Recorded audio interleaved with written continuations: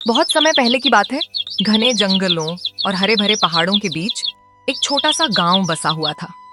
गांव के पास ही था एक रहस्यमयी तालाब, जिसे लोग जादुई तालाब कहा करते थे। कहते थे इस तालाब में एक दयालु परी रहती थी, जो सिर्फ सच्चे और ईमानदार दिल वालों की मदद करती थी। उसी गांव में रहता था एक गरीब लेकिन बहुत ईमानदार लकड़हारा, माधव। माधव के पास ना सोना था ना चांदी, बस एक पुरानी लोहे की कुल्हाड़ी और मेहनत से भरा हुआ दिल। भगवान ने हाथ पैर दिए हैं, मेहनत करूंगा तो भूखा नहीं मरूंगा। हर रोज की तरह एक दिन माधव जंगल में लकड़ी काट रहा था।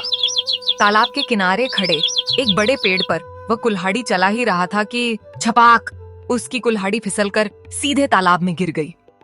अरे नहीं, मेरी कुल्हाड़ी! अब मैं क्या करूंगा? यही तो मेरे घर की रोजी रोटी थी।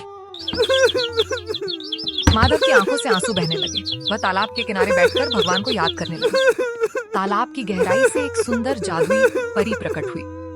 उसके पंख चांदी जैसे चमक रहे थे और आवाज बहुत ही कोमल थी। हे लकड़हारे, तुम इतने दुखी क्यों हो? देवी, मेरी लोहे की कुल्हाड़ी इस तालाब में गिर गई है। अब मेरे पास काम करने का कोई साधन नहीं बचा है। डरो मत, मैं तुम्हारी मदद करूंगी। परी तालाब में गई और कुछ ही पलों में बाहर आई एक सोने की चमचमाती कुल्हाड़ी लेकर। क्या यह तुम्हारी कुल्हाड़ी है? नहीं देवी, यह मेरी नहीं है। मेरी कुल्हाड़ी साधारण लोहे की थी। परी फिर से तालाब में गई और इस बार चांदी की कुल्हाड़ी लेकर लौटी। और यह? नहीं देवी, यह भी मेरी नहीं है। मैं झूठ बोलकर किसी और की चीज नहीं ले सकता।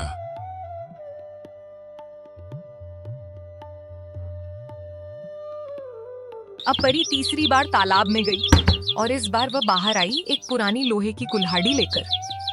हाँ देवी, यही मेरी कुल्हाड़ी है। माधव, तुम सच में बहुत ईमानदार हो। इसी ईमानदारी के इनाम में मैं तुम्हें सोने, चांदी और लोहे तीनों कुल्हाड़ियां देती हूँ। देवी, मैं जीवन भर आपकी दया नहीं भूलूंगा। उस दिन के बाद माधव कभी गरीब नहीं रहा, लेकिन उसने अपनी ईमानदारी कभी नहीं छोड़ी। और जादुई तालाब आज भी सिर्फ उन्हीं को दिखाई देता है जिनका दिल सच्चा होता है। दिल, ईमानदारी सबसे बड़ा जादू है।